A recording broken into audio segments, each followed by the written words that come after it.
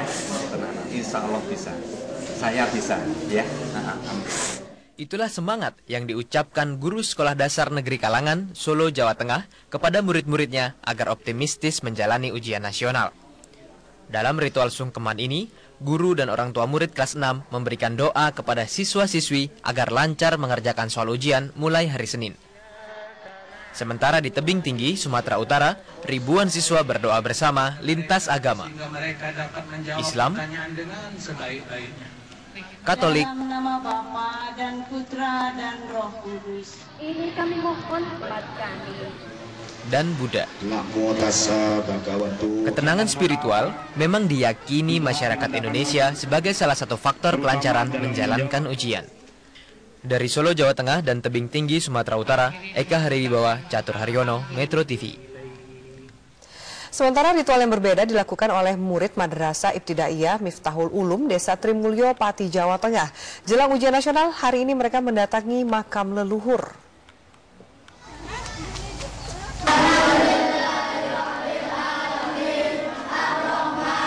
Makam Bahayat dan Wali Syekh Jangkung yang diyakini sebagai leluhur desa terletak 5 km dari sekolah para siswa. Menurut salah seorang guru mereka, selain untuk menyegarkan fisik dan pikiran jelang menghadapi ujian, kegiatan ini juga dilakukan untuk mengajarkan siswa mengenal dan menghargai para leluhur mereka. Di makam kedua leluhur ini, para siswa dan guru menggelar doa bersama.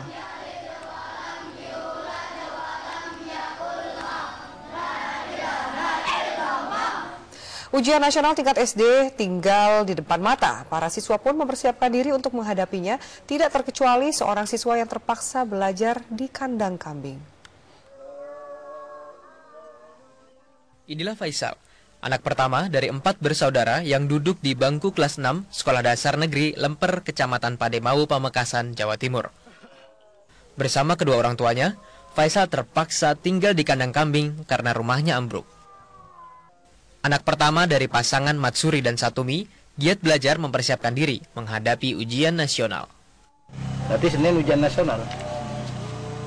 Terus belajarnya di kandang kambing ini? Enak enggak?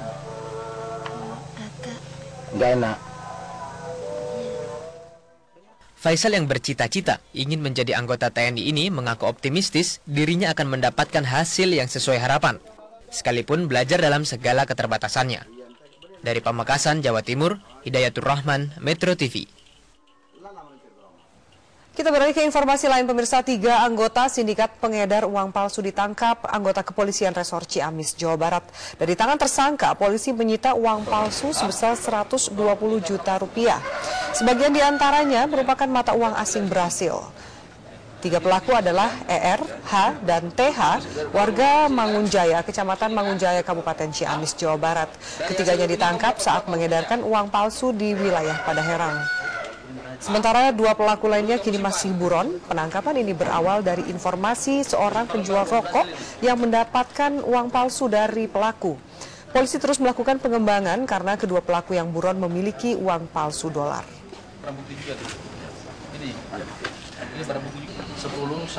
Masih tentang kasus uang palsu, pasca ditangkapnya seorang ibu rumah tangga yang memiliki uang palsu bernilai 1,2 triliun rupiah di Bogor, Jawa Barat, polisi kini masih terus mengejar tersangka lainnya.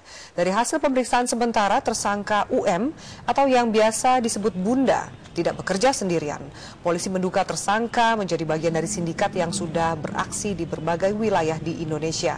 Wanita parubaya ini menggunakan modus penggandaan uang untuk menipu korbannya. Bahkan tersangka pernah dipenjara selama 2 tahun dalam kasus yang sama. Dari penggeledahan di rumah tersangka, polisi menyita puluhan ribu lembar uang palsu dalam rupiah dan juga mata uang asing. Selain itu, polisi juga menyita emas batangan palsu yang terbuat dari kuningan seberat 2 kg. Untuk meyakinkan korbannya, tersangka mengaku bisa meramal dan berpura-pura pernah menjadi anggota polisi dan juga gubernur dengan merekayasa foto dirinya. Tersangka kini diancam hukuman 15 tahun penjara. Dilakukan yaitu dengan cara-cara mengiming-imingi satu proyek, ya, satu proyek, kemudian akan membangun yayasan yatim piatu, kemudian membutuhkan suatu dana yang cukup besar, ratusan juta. itu nanti akan dikembalikan. Ibu rumah tangga yang ditangkap karena kedapatan memiliki uang palsu atau upal bernilai 1,2 triliun rupiah di Bogor, Jawa Barat. Beberapa kasus serupa sebelumnya juga marak terjadi, khususnya di tahun 2013. Kasus pemalsuan uang sepertinya tidak ada habisnya. Baru-baru ini, Kepolisian Resort Bogor Kota menangkap seorang wanita yang merupakan anggota sindikat pengedar uang palsu yang jumlahnya mencapai 2,1 triliun rupiah. Korbannya tak tanggung-tanggung. Mulai dari artis hingga kalangan pejabat penting pun pernah menjadi korban ramalan palsu sang pengedar yang juga merangkap dukun palsu. Sebelumnya di bulan Maret 2013, 2 kasus pemalsuan uang terjadi di 2 tempat, yaitu Mojokerto dan Cianjur. Tim Polresta Mojokerto berhasil membekuk 4 pelaku dengan menyita 2 koper barang bukti berisi uang sebesar 1 miliar lebih.